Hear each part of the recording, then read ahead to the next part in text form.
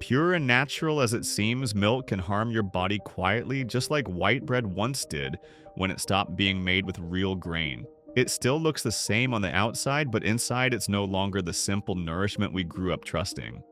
Over the years, the journey from cow to carton has turned into a maze of ultra-processing additives and cost-cutting tricks. Factories pasteurize too hard, stretch shelf life too far, and polish labels with words like fresh and organic that don't always mean what they used to. In fact, many cartons today carry more chemistry than care. The problem isn't milk itself, it's what we've allowed it to become: a product built for efficiency, not health. Yet, milk remains one of America's most beloved and nutritious drinks. So the real question is, how do we keep it clean, honest, and truly white again?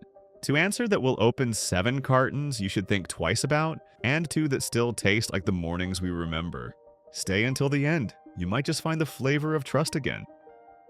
Number 1. Fairlife Coca-Cola. The ad says extraordinary care. The bottle gleams under soft light, a cow grazing in perfect rhythm with the music. A Coca-Cola logo flickers at the corner, quietly promising quality, comfort, and trust. Then the footage rolls and the air in your kitchen turns heavy. Fairlife was supposed to be the future of milk.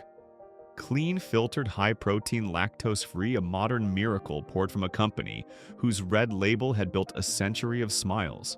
It sold more than nutrition. It sold reassurance. A promise that even in a world of fast food and additives, one global giant still cared. But in 2019, that illusion cracked wide open. Hidden cameras from Fair Oaks Farms, Fairlife's main supplier, showed something the commercials never could: cows kicked, beaten, dragged by machines, calves separated and left to cry. The same barns featured in cheerful ads were in reality factories of exhaustion. The footage spread across the country within hours, and what followed wasn't anger at just one farm, it was heartbreak at an entire system. For millions of shoppers, especially older ones who grew up believing in American brands, the betrayal hit deep. Fairlife wasn't some unknown name. It carried Coca-Cola's signature of trust. The same logo that once stood for joy and refreshment was now stamped on suffering.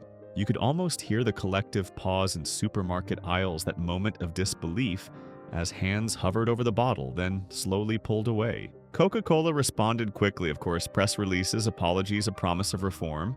Fairlife's team announced new cameras on every farm, more audits, and a renewed commitment to animal welfare. Lawyers finalized a $21 million settlement for misleading consumers. The system kept moving, shelves were restocked, commercials returned cleaner and quieter than before. But the damage wasn't measured in dollars, it was in trust. Because once you've seen the truth behind the slogan, you can't look at that bottle the same way again. And this wasn't just about cruelty. Behind every staged commercial lay the industrial cost of mass production. Cows milked beyond their limit, injected with hormones to stay productive, their bodies breaking down faster than nature ever intended. What comes out of that process may still pass safety checks, but it no longer carries the same spirit. When animals are raised under stress, the milk they produce changes. You can taste it faintly, a metallic note where freshness used to live.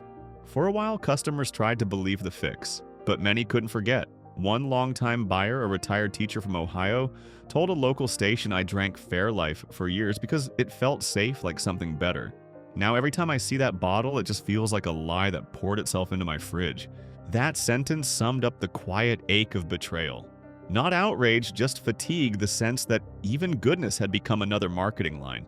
Fairlife survived, of course. So did Coca-Cola. Their campaigns evolved, their tones softened, and their profits eventually rebounded. But something intangible was lost along the way. The invisible thread of trust that tied families to familiar brands. Because when the words sell comfort faster than the truth, even milk turns into marketing. And once that curtain falls, no slogan can make it white again. Number 2. Horizon Organic. If Fairlife broke trust loudly, Horizon's mistake was quieter. No shocking footage, no headlines screaming cruelty, just milk that looked perfect until it wasn't. For decades, Horizon built its image around calm mornings and clean conscience. It was the choice of families who believed that organic still meant something pure, untouched by shortcuts, safe for children, gentle for age. It sold the idea of nature in a carton. But late in 2024, that illusion began to spoil.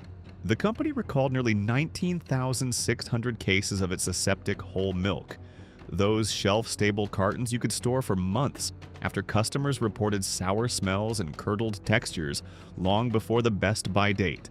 The FDA labeled it a Class 2 recall, meaning the defect wasn't immediately life-threatening, but carried risks of bacterial growth and quality loss.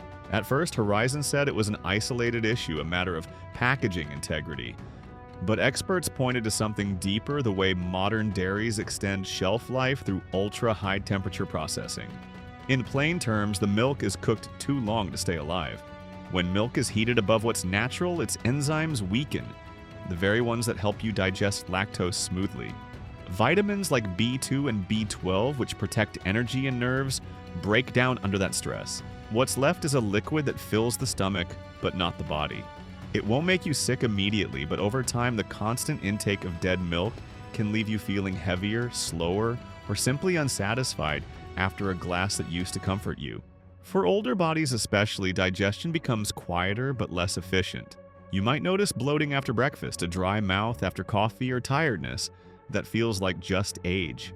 It's not always the milk itself, it's how far we've pushed it from nature. A loyal Horizon buyer from Maine said softly, "I thought paying more meant cleaner. Turns out I was buying time, not purity."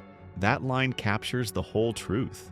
Modern organic has become less about soil and cows and more about logistics and shelf life. If you want milk that still feels alive, trust the ones that expire faster. The shorter the life, the closer it is to real. Keep it cold, shake it gently, finish it soon. Let your milk spoil, it means it still breathes. Horizon hasn't fallen like Fairlife did. Its cartons still line grocery shelves, its tone still calm and soothing. But for many, that calm now feels rehearsed a comfort too sterile to believe in. Because when even organic starts tasting like preservation, it's no longer about what's safe to drink, but what's still worth trusting. In truth, that question will echo even louder in the next aisle where price, not purity, decides what we pour into our cups. Number 3, great value Walmart. Ever wonder why milk that's supposed to taste the same doesn't anymore? One glass feels flat, another slightly sour, yet both came from the same aisle, the same shelf, the same blue and white jug that promises great value. It's cheap, yes. Dependable, too. You can find it in every Walmart from Maine to California. But somewhere along the way, something simple got lost. The first sip no longer feels creamy or fresh. It feels functional, like a job getting done, not a comfort being shared. Great value milk is the product of Walmart's own supply chain, a web of massive plants, refrigerated trucks, and warehouses stretching across the country. The system was designed to cut cost and control consistency, and to its credit, it works.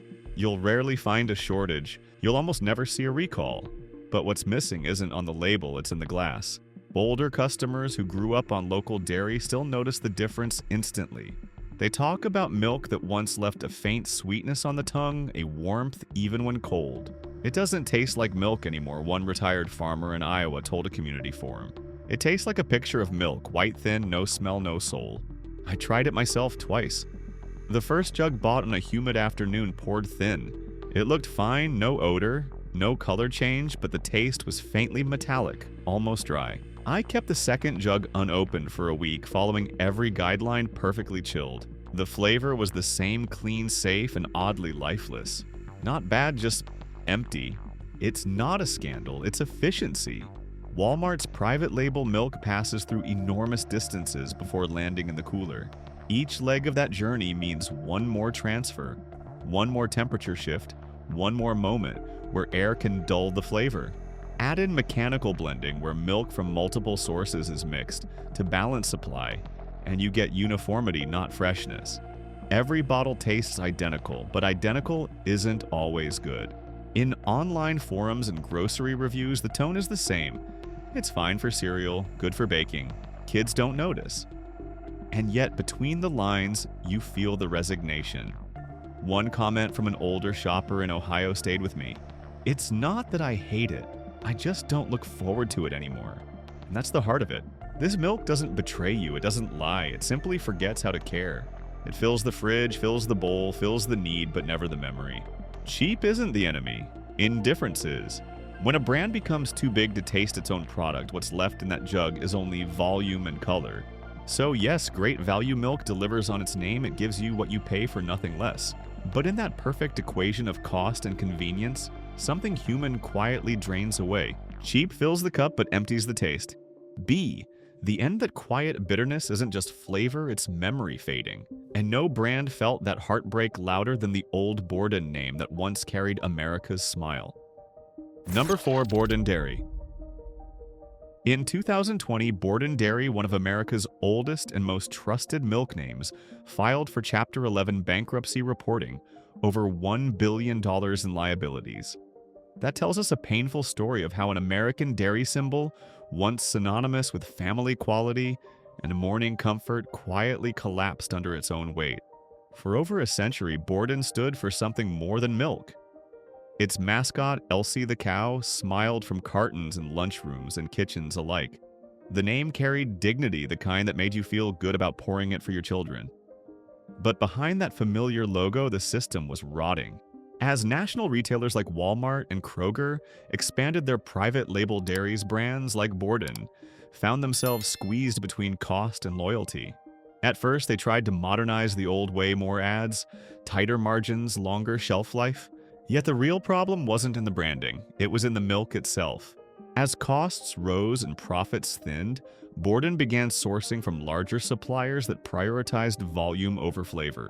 To cut transport costs, milk was ultra-pasteurized and stored longer before reaching shelves. It still met federal safety standards, but something was gone. The texture turned thinner, the taste less creamy, the scent faintly metallic. For many longtime customers, it no longer tasted like the Borden they grew up with. A retired driver from Louisiana described it simply: "It used to taste fresh off the farm. Then one day it started tasting like every other milk, safe, cold, and dead." The decline in quality wasn't a single mistake, it was the symptom of survival. As small dairies closed and Borden lost contracts, the brand leaned on nostalgia instead of fixing its supply chain. Ads spoke of heritage, bottles carried Elsie's smile, but inside the milk had become industrial. The company stretched its freshness, then its finances, until both curdled. When the bankruptcy hit, the impact rippled far beyond the brand. Plants shuttered in Texas, Louisiana, and Ohio. Hundreds of workers lost jobs. Farmers who had sold milk to Borden for decades suddenly had nowhere to send it. Many small dairy farms folded within months, unable to absorb the loss. It wasn't greed that killed Borden, it was pressure. Pressure to stay cheap, to stay big, to keep up with a world that measures quality by convenience. And as the system sped up, the milk slowed down in spirit. Agricultural economist Dr. Janet Holloway put it bluntly: legacy dairies like Borden were trapped in the middle, too big to stay personal, too small to compete. When scale becomes the goal, quality becomes the casualty. Borden's fall wasn't just the end of a company. It was a warning that even the most beloved names can lose their soul when the product stops being the purpose. Number 5. TruMoo. The chocolate milk of our childhood still sits on grocery shelves. Same swirl, same color, same smile on the carton. For many, it's more than a drink. It's a memory. Lunch trays, cafeteria, laughter, that comforting sweetness before the bell rang. But behind that familiar taste lies a very different story, one written not by farmers but by food engineers. TruMoo, once a star product of Dean Foods and now owned by Dairy Farmers of America, markets itself as real milk with chocolate flavor. The slogan sounds harmless, even wholesome. Yet each 8-ounce serving carries around 23 grams of sugar, nearly equal to a small can of soda. And most people don't stop at one serving. At first, the sweetness feels like warmth, a reward that reminds us of childhood simplicity. But beneath the flavor lies an intricate system built to keep that sweetness constant and irresistible. Dairy technicians tweak the formula with stabilizers and processed cocoa to guarantee the same taste, same thickness, same sheen every time. The result is predictably satisfying and predictably hollow. Once upon a time, chocolate milk was something you made yourself: a spoonful of cocoa, a touch of sugar stirred into cold milk until it felt right. There were imperfections, some sweetness, some bitterness, a balance that made it real. Today, that moment of human touch has been replaced by precision chemistry. The flavor no longer evolves in your hands. It's manufactured to be permanent. When sugar takes the lead, your body adapts. You crave that quick lift again and again, but the reward fades faster each time. Nutritionists call it palate fatigue, the slow dulling of our ability to appreciate natural taste. Over months or years, milk that isn't sweet enough begins to feel off. The body expects dessert, not dairy. A father in Illinois said it best, "My kids drink TruMoo every day. It's their treat, but I can't shake the feeling we're trading nutrition for nostalgia." Another shopper described it more bluntly. "It's like dessert pretending to be dairy." They're not wrong. The milk itself isn't unsafe. It still delivers protein and calcium. But its identity has changed. It's milk remodeled to fit modern cravings, smoother, sweeter, simpler. The problem isn't that TruMoo lied. It's that it taught us to expect more pleasure and less nourishment from something that was never meant to be indulgent. As Dean Foods collapsed under debt and restructured into Dairy Farmers of America, TruMoo survived by staying sweet. In an era where comfort sells better than authenticity, sugar became the cheapest form of loyalty. And we, without realizing it, became lifelong customers of our own memories. Nutritionist Dr. Ellen Carter summed it up sharply. TruMoo is the perfect example of health washing. It's not toxic, it's just too good at pretending to be good for you. That's the quiet danger of engineered comfort. It doesn't destroy overnight, it fades your sense of what real ever felt like. Sweetness built the memory and quietly erased the meaning. Number 6, Lactaid. Lactose-free. Two words that sound like a solution science stepping in to save comfort. For millions of Americans who can't digest dairy, Lactaid became a small miracle in a blue and white carton. It promised relief, calm mornings, and the return of something lost, a glass of milk without regret. At first, it felt like modern magic. No stomachache, no bloating, no guilt. The taste was sweeter, smoother, easier to drink. For people who'd given up milk years ago, this was a second chance at breakfast. It looked the same, poured the same, even carried the same quiet nostalgia of childhood. But inside that promise was a quiet compromise. To make it digestible, Lactaid adds the enzyme lactase. It breaks lactose into simple sugars. That's why it tastes sweeter than regular milk, even though no extra sugar is added. Then, to preserve it longer, it's ultra-pasteurized at high temperatures, stripping away the faint aroma and soft proteins that make milk feel alive. You don't notice it at first. It's clean, easy, predictable. But over time, that very smoothness begins to feel artificial, like milk that's been tamed too much. The freshness is gone before you realize it. There's a story that could belong to anyone. A man in his 60s from Wisconsin, a lifelong dairy drinker who switched to Lactaid after his doctor's advice. He said it made his mornings easier. No cramps, no discomfort. For a while, he felt grateful. Then one winter, he went back to visit the farm where he'd grown up. His brother still kept a few cows, not for business, just for love of the old rhythm. That morning, they poured 2 glasses, one from the farm, one from the store. The difference hit him immediately. The old one smelled like life, he said quietly. The other one like plastic and air. He stood there for a moment, staring at the 2 glasses, both white, both familiar, but one breathing and one empty. He didn't finish his cup that day. I realized he later said I'd been drinking for nothing. It didn't hurt me, but it didn't give me anything either. That's the hidden truth of convenience. The body feels fine, but the soul starts missing something it can't describe. Lactaid fixed digestion, but it dissolved the subtle joy that came from rawness, the tiny imperfections that made milk taste real. For all its comfort, it's milk without pulse, too clean to feel alive. And yet millions still buy it because it promises safety. Because it's easy. Because it feels modern. But maybe like that man in Wisconsin, we'll all one day realize that in making milk perfect, we made it forget its purpose. Number 7, Parmalat. For this last one, I've got to admit I was fooled. I used to think Parmalat was the smart choice. Milk that could sit on a shelf for months without spoiling. It sounded like progress, neat, efficient, even elegant. I kept a few boxes in my pantry, proud of myself for being practical. In winter, when the fridge was empty, I'd pour it cold and white thinking, see, this is convenience done right. But then one evening I noticed something. The milk looked fine, pure, clean, identical to any other yet. When I drank it, I couldn't taste time. It felt distant, like it had forgotten what freshness was supposed to mean. Later, I learned why. Parmalat isn't fresh milk at all. It's reconstituted ultra-high temperature treated milk, heated so intensely it can survive 9 months unopened. Imported, packaged, and preserved until even air can't reach it. It's perfectly safe, perfectly sterile, and that's the problem. At first, the idea sounds brilliant: milk that never spoils, no waste, no worry. But the longer I kept it around, the more something in me changed. I stopped checking expiration dates. I stopped caring where it came from. I stopped thinking of milk as something alive. And that's when I realized it wasn't milk I was trusting, it was convenience. Parmalat didn't trick me with flavor. It tricked me with permanence. It promised safety from time, and I believed it. But milk was never meant to be eternal. Its beauty was in its fragility, the way it connected you to the morning, the cow, the season. You drank it fresh because it wasn't supposed to last forever. The longer I looked at that unopened box, the more it started to look like a symbol, clean, white, motionless.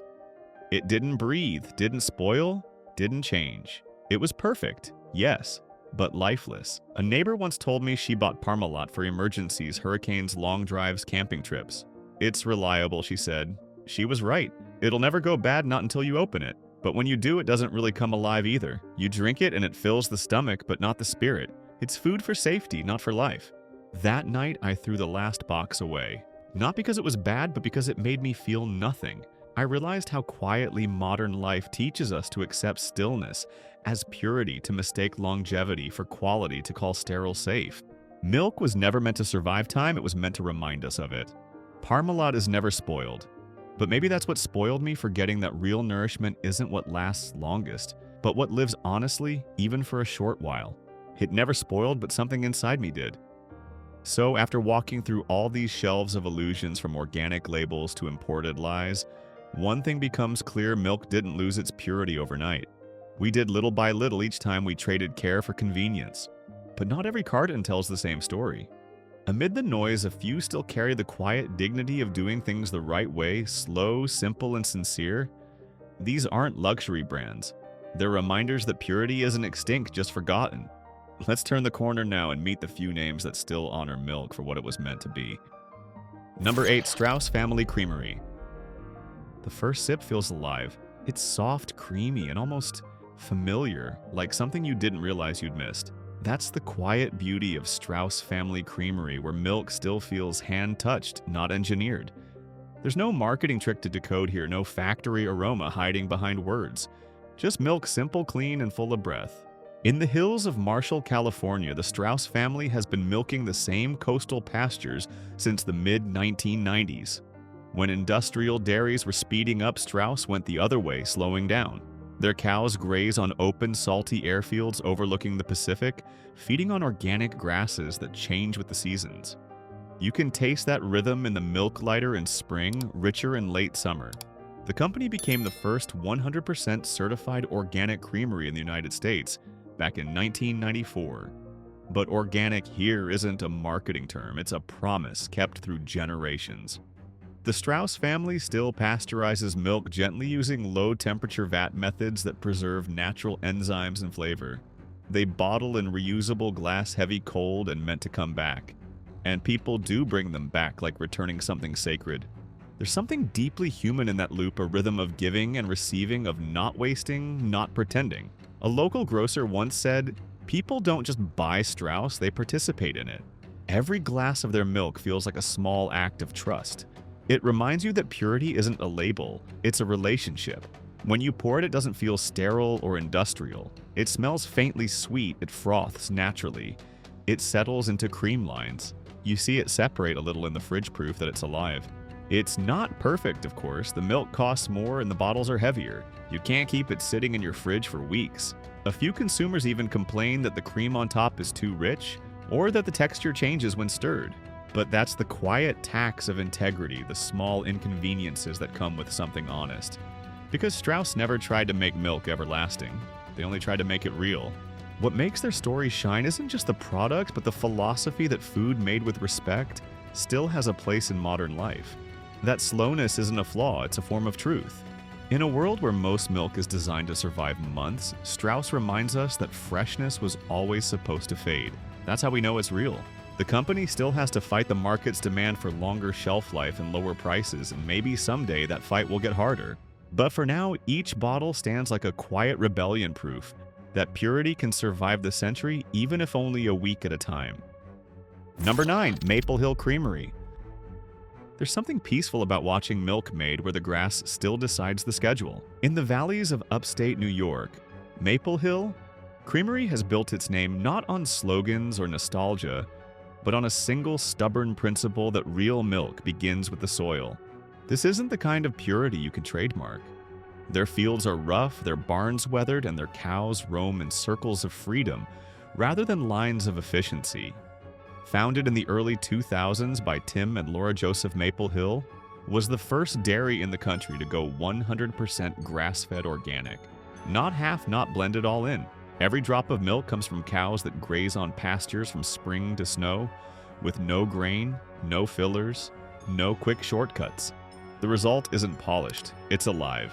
The milk changes flavor with the weather. Sometimes sweeter, sometimes earthier, always real. You can see it in the color, feel it in the thicker pour. It's milk that reflects the land that made it. At first sip, it doesn't shout its virtue, it just feels grounded. There's no sweetness engineered to please no sterile perfection. It's milk with edges a little uneven, a little unpredictable, like nature herself. Maple Hill's story is also one of quiet defiance. When the dairy industry turned towards shelf life and uniformity, they leaned into imperfection. While others invested in marketing departments, they invested in compost soil health and farmers who knew every cow by sight. Their reward wasn't dominance, it was dignity. A longtime customer in Vermont once said, "It doesn't taste like something made for everyone, it tastes like something made for itself."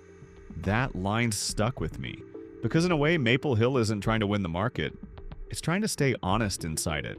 The company's path isn't without struggle. Costs are high and grass-fed farming moves at the mercy of weather and labor. Sometimes the milk runs short. Sometimes the supply chain feels too fragile for comfort. But that fragility is the proof, because nothing truly alive is endless. When you open a bottle of Maple Hill milk, it's quiet. There's no glossy campaign waiting to sell you peace of mind. It's just milk, and yet somehow it carries an entire way of thinking. A way that says the simplest things in life deserve the hardest protection. For those who grew up believing purity was gone, Maple Hill feels like a reply. Not loud, not moralizing, just steady. It reminds us that the opposite of artificial isn't fancy, it's effort. And in that effort, something real returns. Milk in the end is only a reflection of us. Of how we choose, how we trust, and what we're willing to trade for comfort.